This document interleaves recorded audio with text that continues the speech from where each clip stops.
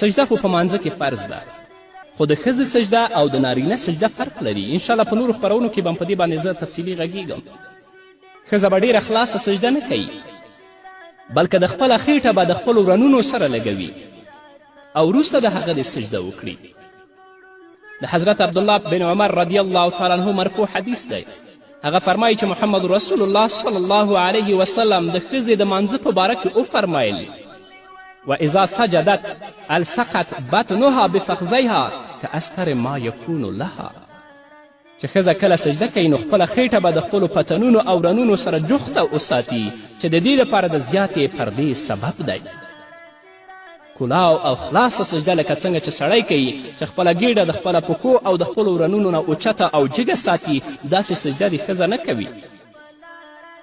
همدارنګه د حضرت علی کرم الله وجهه ارشاد دی. هغه فرمایي اذا سجدت المرأة فلتضم فخذیها، ښځه چې کله سجده کوي نو دواړه پتنونه او د خپل دواړه ورنونه د سره یو ځای کړي، هغه د جفت کړي او وروسته د دې د سجده وکړي، د خپلې پښې د خلاصې هم نه پرېږدي. د دې احادیثو نه دا اصول واضح شو چې ښځې دپاره د مونځ هغه طریقه سنت ده چې ډیره د ستر او د پردې سبب وي، هغه طریقه باندې باید ښځه مونځ وکړي. نو د اسلام فقهاو کرامو د دې اصولو په وجه د ښځې او د سړي مونځ کې فرق بیان کړی دی. لکه د فقه حنفي مشهور او معروف کتاب هدایې په اول جوړ کې په 2 صفحه کې دا ډېر په تفصیل سره بیان کړي، او انشاءالله هغه 10 فرقه چې د نارینه او د ښځینه په مانځه کې دي انشاءالله هغه به هم زه په تفصیل سره بیان کړم. هدایه لیکي والمرأة تنخفض في سجودها وتلزق بطنها بفخذیها لأن ذلك استر لها، ښځه د سجده جوخته کوي او خپل خیټه د خپلو پتنونو او رنونو سره یو ځای کړي، ځکه چې دا د دې دپاره ډیر زیات د پردې سبب دی. او هغه طریقه چې د ښځې دپاره د پردې سبب ګرځي، یعنې هغه مونځ، هغه ښځې دپاره ډیر بهتر وي. اوس ښځه چې کله د سجدې نه پورته کیږي هغه به تورک کوي. سړی چې کله سجدې ته ځي نو په سجده کې به د خپل دواړه پښې دروي، اما ښځه به د خپل دواړه پښې نه دروي. چې کله زموږ یو مسلمان ورور سجده کوي، یعنې د دواړو سجدو په منځ کې د خپل چپه پښه څملوي او په هغې دې کښیني او راسته پښه دې ودروي.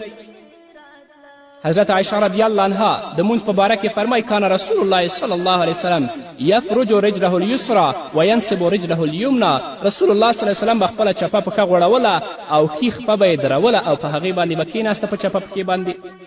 اما ښځه به په مانځه کې تورک کوي. د تورک مطلب دا دی خپله دواړه پښې به ښي طرف ته وباسي او په هغې باندې به کښېني. لکه هدایه لیکي وان كانت امرأة جلست على الیتیها اليسرى واخرجت رجایها من جانب الایمن لانه استر لها، مطلب دا دی او خپې دې دواړه ښي طرف ته وباسي ځکه دا ښځې دپاره ډیر استر او ډیر د پردې کار دی. د لمانځه واجبات که چیرې په مانځه کې دننه فرایض پاتې شو نو مونځ نه ادا کیږي. هغه فرایضو چې ما تاسو ته ولیسه چې 7 پکې شرط او په 15 پکې ارکان ول، خو که چیرې په مانځه کې واجب پاتې شي یا یې هیر شي نو مونځ نه فاسدېږي، بلکې په مانځه کې به څه کمی پاتې شي. نو د دې کمی د لرې کولو دپاره په شریعت کې سجدې سهوه کول ضروري دي. ځکه چا نه چې په مانځه کې واجب پاتې شو نو د هغه مونځ نقصاني شه او جبر او پورهوالی د دې نقصان چې کیږي هغه په سجدې سهوه باندې کیږي. او که چا نه هم سجدې سهوه پاتې شوه نو د دې مونځ ناقص ادا شو، دوباره لمونځ کول په هغه باندې واجب دی چې د خپل مونځ د سره بیا راوګرځوي.